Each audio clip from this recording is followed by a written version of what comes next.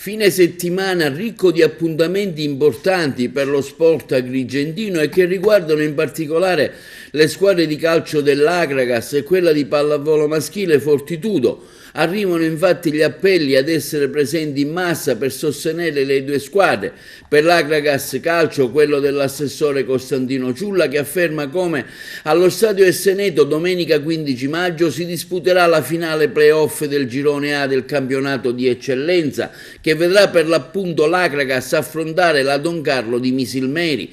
La gara rappresenta un primo importante tassello per vedere così la nostra Akragas approdare alle successive fasi regionali dei playoff per il salto in Serie D.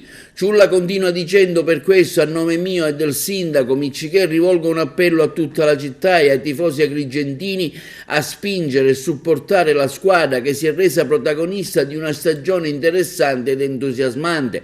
Invito pertanto i tifosi, i simpatizzanti a essere numerosi e presenti per sostenere il gigante con tutto il calore e il sostegno necessario. Insieme, conclude Ciulla, riempiamo l'Esseneto come il popolo biancazzurro certamente sa fare. Arriva anche l'appello per la partecipazione massiccia ai quarti di finale playoff con l'iniziativa Chemulu. Ci siamo, per il momento abbiamo lavorato e lottato per un anno intero e finalmente è arrivato e noi vogliamo esserci con la testa e il cuore. Come avrebbe voluto il nostro presidente, abbiamo bisogno di tutti voi, di un Palamongada pieno che trascini i nostri giganti e che gli dia la giusta spinta per raggiungere la meta prefissata. Al via i quarti di finale per la promozione in Serie A2, che ci vedranno in campo e in casa per gara 1 e gara 2 rispettivamente domenica 15 maggio alle ore 18 e martedì 17 maggio alle ore 20:30 contro l'Andrea Costa di Imola. Vogliamo un Palamongada pieno e per questo la società ha stabilito che tutti i biglietti per le gare interne avranno un costo unico di €5 dai 18 anni in su.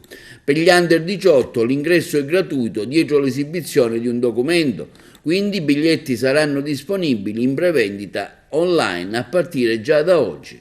Il botteghino sarà aperto il giorno della gara, un'ora e mezzo prima del match.